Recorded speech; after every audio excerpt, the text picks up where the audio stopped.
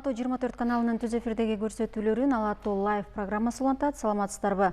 Июль айынын 1-нен тарта Ысык Көл облусунун аймагына желим баштыктарды алып кирүүгө тыюу салынган. Учурда бул талап кандай аткарылып жатканын жана желим баштыктары менен бүт өлкөлөрдүн экологияга зыянын программада сүйлөшөбүз. Студиянын коноктору Жаратылыш ресурстары министрлигинин калдыктар менен иштөө бөлүмүнүн баш кадиси Тилек Керимкулов жана Ишеналы Арабаев атындагы Кыргыз мамлекеттик университетинин экология кафедрасынын профессору Кайрат Молдошев. Саламатсыздарбы? Студиябызга куш келипсиздер. Алгач суроону Тилек мырза сизге узатайын. Июль айынан баштап Ысык Көлдүн аймагына желим баштыктарды алып кирүүгө тыюу салынган. Аларды колдонууга, сатууга дагы. Бүгүнкү күндө бул талап кандай иштеп жатат? Саламатсыздарбы? Урматтуу көрөрмандар. Бул сиздерге рахмат, чакырып бүгүнкү эфирге өткөнүңүздөргө. Биздин баягы өзүңүздөр билген караша Кыргыз Республикасынын министрлер кабинетинин Кыргыз Республикасынын президентинин Ысык Көлдүн экологиясын сактоо боюнча кечиктирилгис чаралар жөнүндө 22-жылы указы алынган. Ошол указга 131 номердеги өзгөртүүлөрдү жана толуктоолорду киргизүү жөнүндө буйругунун долбоору иштелип чыкты дагы. 148 указ чыгып 6-июнда ишине кирди. Бул жерде айтып токтоп кетсек, ошо сиз жанагы желим баштыктарды,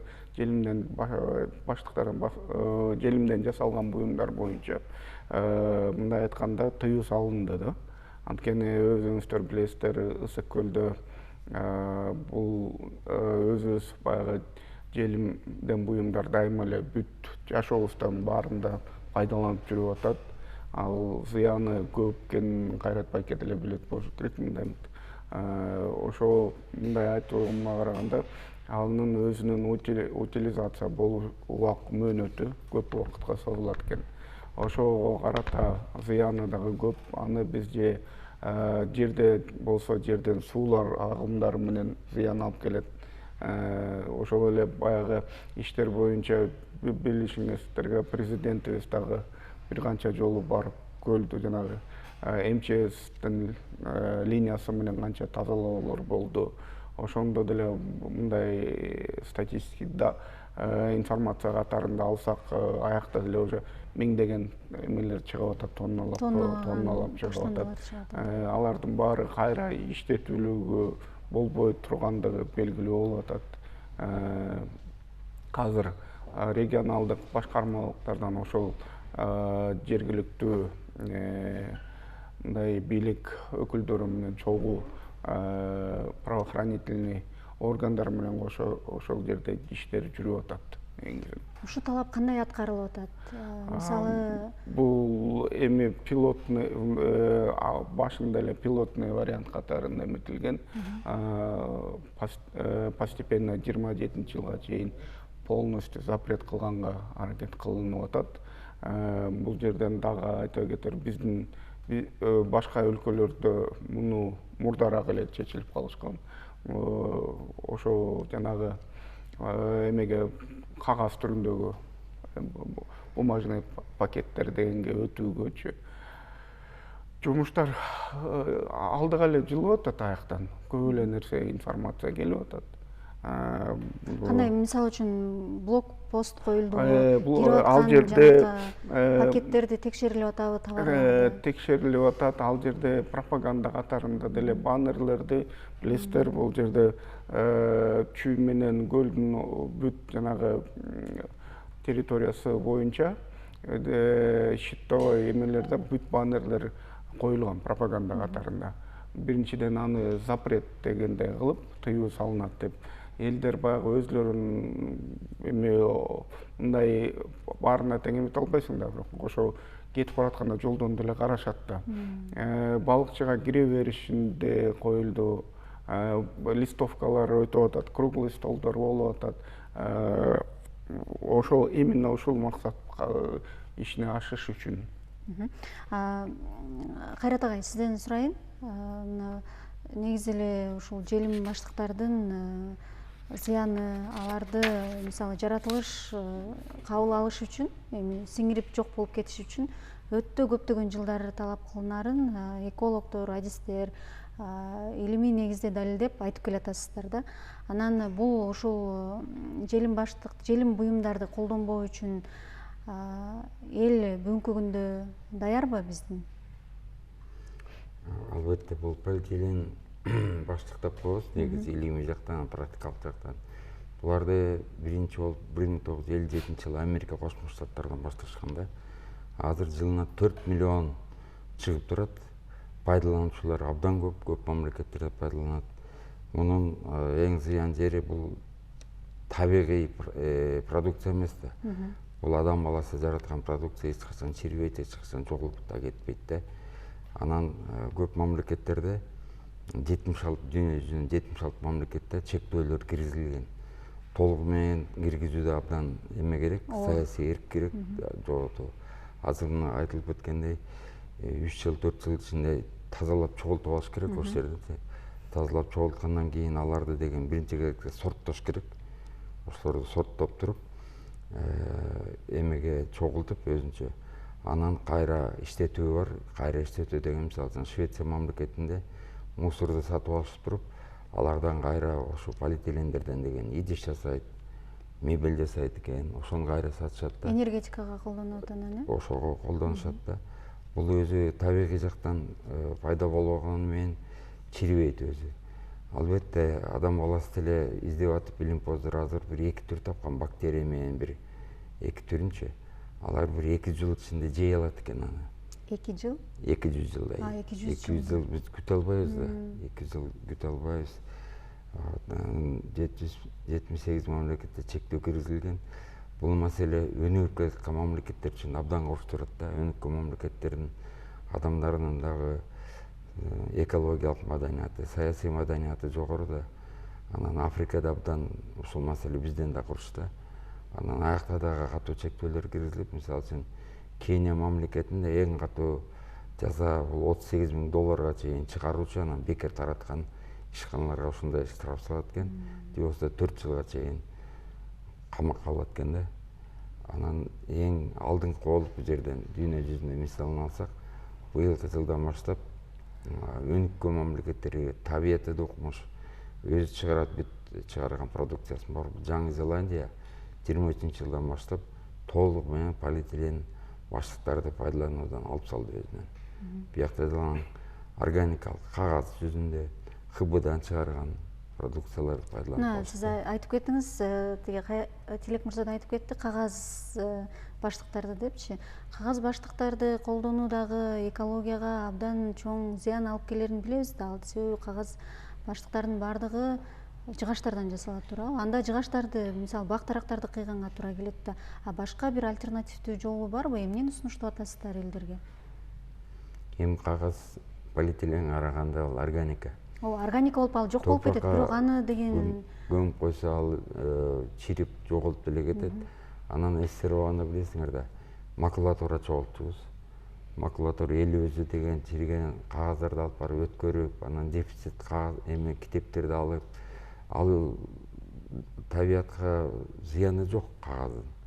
Ооба, аны мисалы үчүн таштасаң зыяны жок, өрттөсөң деле зыяны жок дегендей. Бирок ал деген бак-дарактарды кыйып жасалып атпайбы? Анда массалык түрдө ошолорду кыюу башталат да. Бак-дарактарды эми Кыргызстанда 6-7% биздин аймактын токой азыраак. Ошону кыюуга да болбойт. Биз чет мамлекеттен алып келбейбизби токой ресурстарынчы.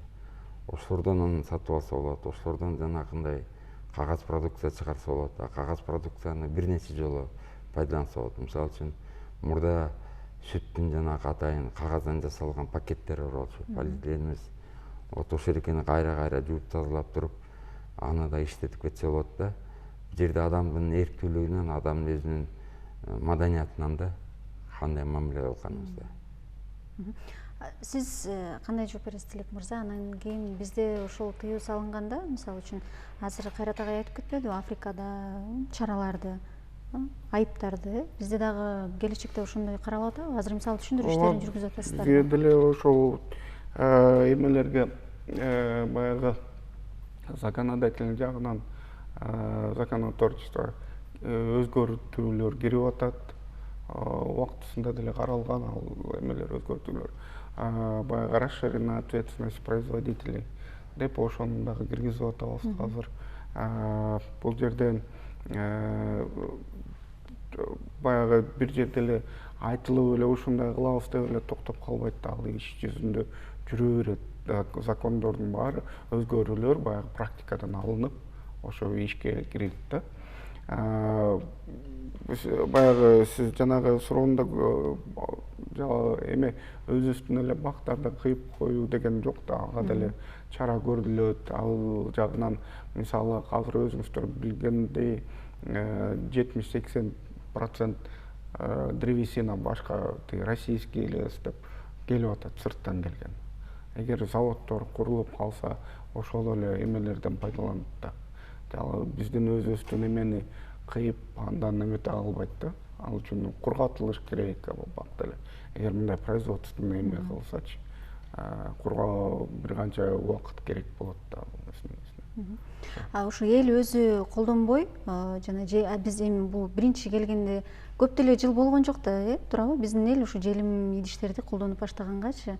Менин эсимде 20 жыл мурда эле апаларыбыз базарга барганда кадимкидей баштыктарды алып барчу, келгенден кийин жууп, биз аны кийинкиге даярдап койчубуз да. Кийин эле жашоо ушул желим баштыктар келип, жеңилдей эле, сүйүнүп эле анын зыянын ойлонбой эле элдин баары ошого анан көнүп кетти. Туурабы? Эч жерде сатып алынбайт аны, бекер эле берет дүкөндө. Менее затратный. Ооба, бардыгында. Анан аны жуубайсың, жөн эле таштап коесуң дегендей. Азыр ушул эл өзү дагы желим баштыктардан баш тартыш үчүн эмне кылышы керек? Биз кантип көндүрүшүбүз керек? Бул жерде баягынтөрү өкмөт башчысынын замы Төрөбаев баш болуп мындай акция өттү да, чолпон ата балыкчынын өзүндө өткөрдүк. Ошол эле жерде супермаркеттерди, мындай магазиндерди кыдыруу болуп, баягы мыйзамдын эмеси менен тааныштырып,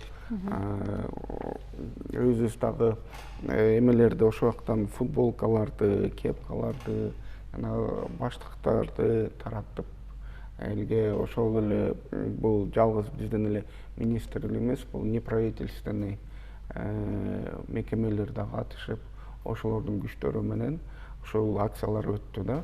Элди үгүттөп, элге баягы пропаганда катарында көрсөтүү деген мааниде эметтик. Ошол былтыр президенттин жарлыгына ылайык көлдүн тегерегинде ошо азыр тазаланып атпайбы, тонналап өзгөчө кырдаалдар министрлигинин куткаруучулары көлдүн астынан дагы суучулдар түшүп, таштандын түрүн чыгарып атышат да. Анда абдан көп желим баштыктар, желим жана бөтөлкөлөр чыгып атат. Анан ошолорду чыгаргандан кийин мына Кайрат агай айтып кетти, аларды кайра иштетиш керек деп. Ушул жарлыкта дагы белгиленген кайра иштетүүчү заводду куруу боюнча. Азыр ошол боюнча иштер кандай? Бул жерде деле ошол эле акциянын убагында биз ошо свалканы деле карап кеттик, свалкаларды. Ошол эле сиз айтып кеткендей кайра иштетип чыгаруу мекемелерине да барып кыдырып, ошо өздөштүрүп, өркүндөп кетишине кандай жардам керек экенин сураштырып, кандай бир мыйзамдарга туура келиштик эмелерди караштырып, айтышып, пикир алмашып келдик да.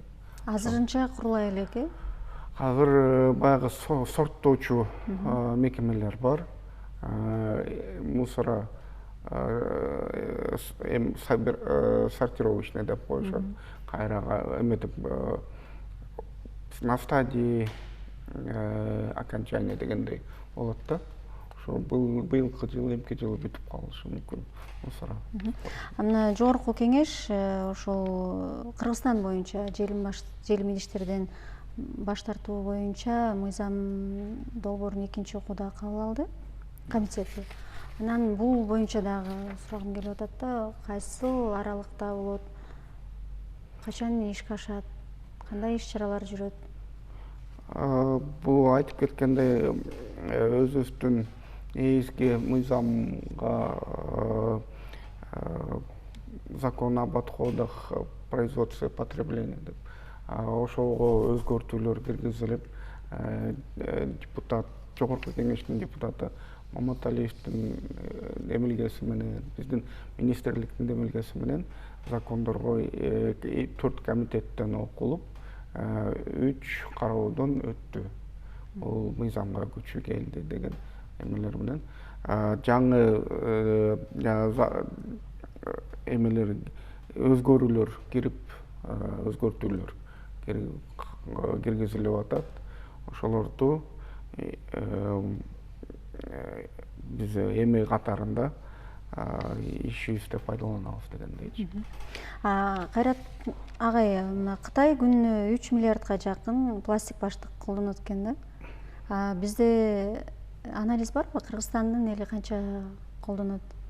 Анан мисалы үчүн мунун жок болушу үчүн жанагы сиз айтып кетпедиңизби? Бактериялар менен жок болуу үчүн 200 жыл керек болот экен деп. Анан ушул боюнча кете берсе абал бизде кандай жыйынтык күтөт? Эми биз элибиздин маданиятындачы кыргыз элинде башынан эле мындай болчу да, биз экологиялык маданиятыбыз жогору болчу. Табият менен бирге бол, чогуу бол деп өзгөчө көлдүн тегерегин сактап, адамдын эме келгенбиз да. Анан элге ошону ойготуш керек. Биринчи кезекте деген жалаң бизнести ойлобой эле өзгөчө могу бизнес иштеткен ишканаларга дагы түшүндүрүш керек. Алар башкага переквалификацияга өткүлө, жалаң эле бизнес акча депчи. Андан көрө мореки кайра иштетүү ишканаларды кургула. Ошолор менен окутуласыңар. Биздики деле бул Кытайдыкы жанакындай цифра болсо, биздики деле салыштырмалуу калк менен ошондой эле цифра. Эгер 7 миллион болсо, бизде 3,5 аларда 1,5 миллиард калк болот ба? Биздики 7 миллион болсо, ошону эле азайтып эметип коюш керек. Биз деле ошондой эле эметебиз, пайдаланабыз полиэтилен баштыктарын. Күнүнө 7 миллиондой эле. Анан ушул боюнча кете берсе, кандай жыйынтык күтүшү мүмкүн бизде? Мисалы, көлдөн көрүп атабыз, укмуш таштандылар чыгып атат. Жолдо кетип атканда, мисалы, бардык эле жерде да, Кыргызстан боюнча кээ бирки жерлерде көчөдө эле желим баштыктар ыргытылып жатканын көрөбүз, туурабы? Илинип калганын көрөбүз. Ал дагы бирөөкү эмес, абдан көп көлөмдө. Жана Ысыкөлдө кээде мындай болгондо, жолдон келе жатсаң шамал болгондо пансионаттардын баардыгы карьер эмеге төгөт да мусорунчу. Анан пакка болуп эле талаан бар пакка менен пакта кар түшкөнмү деп барсаң бүт пакет экен. Ушундай деңгээлге чейин жеттик да. Анын баары көлгө да тоолонуп чыгып атат. Көлгө чыгып аткандар ыргытып атышат. Эми биз ушуну токтотушубуз керек. Көлгө түшкөндөр өзгөчө күнгөй бетиндеги көлдөргө боз тери чолпонтоонук абдан коркунучтуу туудурат. Себеби ошол жерлерде эң көп эс алчу мекемелер жайгашканда, ошол жерге деген эс алчу эменин пансион санаториянын ээлерине деген мусор чогултуучу атайын жана контейнерлерди атайын полиэтилен чогулткан эме деп туруп ошого салдырыш керек. Биздин экологиялык полиция бар эмеспи? Ошолор ошону катуу көзөмөлдөш керек да, могу мыйзамда кирип атпайбы? Көл жээкке таштабасын, ошол жерге өзүнчө чогултуп коюп койсун депчи. Бул адам өзү деле билиш керек да, жаш бала эмес да. Бир күндүк келип эле түшүп кетип калгандай эмес, ошол жерде таза кармайын, ойлонойн депчи. Анан жаңы пансионаттарындагы бүт тазалоочу агрегатты, тазалоочу эмелер менен жабдык коюш керек да, таптаза болсун. Ошондойлорду пайдаланбай калабыз. Эми көлдүкүн Кыргызстан боюнча пилотный деп айтылып кетпеди, пилотный кылалы. Эгер ал жерде мындай жыйынтык жакшы болуп эметип атса, Кыргызстандын калган территориясычы, аймактары бүт табияты таза да. Ошол жака да таратыш керек. Ушул жакшы болгон тажрыйба, жакшы болгон опыттычы ошого таратып коюшубуз керек да. Анан биз деле ошо Жаңы Зеландия мамлекетине окшоп таза болобуз деген убакыт керек албетте. Саясий эрк керек, жана мыйзамдардын жана иштеши керек. Ошону аракет кылсак эле буюрса болгудай эле бизге да. Сиздер ошол текшерип, мисалы, штрафтарды салып, качан баштайсыздар? Айыппулдар салына баштайт. Анткени баягы кайсыл убактан баштап? 2020 ишине киришине баштап, күчүнө киргенден баштап. Анткени бул эми сиздер айтып кеткендей деле адамдарыбыздын, элибиздин өзүбүздүн культурасынан деле болот да бир четинен. Кайрат байке айтып кеткендей, бул алдыңкы Европанын эле өлкөлөрүндө өзүнчө раздельный сбор мусора деп эметилет. Ошого карата чынында деле ошо бүт пансионаттын ээлери болобу, ошол жактагы жергиликтүү администрация болобу, ошолордун баары ошол жагына особый эме кылыш керек да. Анткени ошол эле кайра иштетүүчү мекеме ага жеңилирээк болот эгер раздельный сбор менен болсо. Биз жанагы расширительный ответственность производителя дегенде ошол пунктлардын баары кирип ичинде жүрөт да. Бул жалгыз эле биздин өлкөбүзгө тиешелүү эметилген эме болбойт. Анткени Евразес менен да биримдиктебиз. Ошолор чогуу эметилгенде Минэкономика тарабынан, биздин министрлик тарабынан ошол суроолорго мыйзам киргизүүлөр болуп атат азыркы убакта. Дагы айта турганыңыз барбы? Кыргызстан өзү баштан элечи жашыл экономика деп атпайбы, ошол лозунг бар. Ошол жашыл лозунг боюнча СНГ мамлекеттер арасында биз өзүбүздү көрсөтүп коюшубуз керек. Табиятыбыз таптаза экен деп. Биринчи кезекте ушул полиэтилен проблемасын мыйзам чегинде катуу чараларды көрүп, өзүбүздүн психологиялык жактан даяр болуп туруп көрсөтүп койсок, дүнгүрөө эле биздин атыбызда чыгат. Борбордук Азияда ушундай жакшынакай мамлекет бар экен. Булар полиэтиленовый пакеттерди пайдаланбайт экен дагы, жана органикалык пакеттерди, ХБ пакеттерди ошолорду пайдаланып, ошентип окат кылышат экен деп атыбыз чыгат да. Ошого аракет кылыш керек. Ошого жетишибиз керек. Азыр дүйнө жүзүндө жашыл экономика деп атпайбы, ошол жашыл экономика, жашыл технологиялар, баягы органикалык технологияларды пайдаланышыбыз керек да. Ошо ар бир адам, ушу жашоочу кыргызстандык, мисалы дүйнөдө болуп аткан нерсени мага тиешеси жок деп ойлобош керек да, туурабы? Мисалы күн жылып атат азыр, суулар азайып атат дегендей. Ошолорго биз дагы өзүбүздүн кичинекей болсо дагы кичине кыймылдайбыз, эми жумуш кылыш керек болот. Мисалы ушу желим баштыкты колдонгондон көрө көп жолу колдоно турган пактадан жасалган, материалдан жасалган, чүпүрөктөн жасалган баштыктарды көтөрсөк, мисалы аны жуушубуз мүмкүн, бирок кайра эле аны көтөрө беребиз да, туурабы? Ушундай ар ким өзүнүн кичинекей болсо дагы салымын кошуш керек деп ойлойбуз. Чоң рахмат сиздерге. Иштиңиздерге ийгилик каалайбыз. Урматтуу телекөрүүчүлөр, сиздер Ала Тоо лайвты көрдүңүздөр.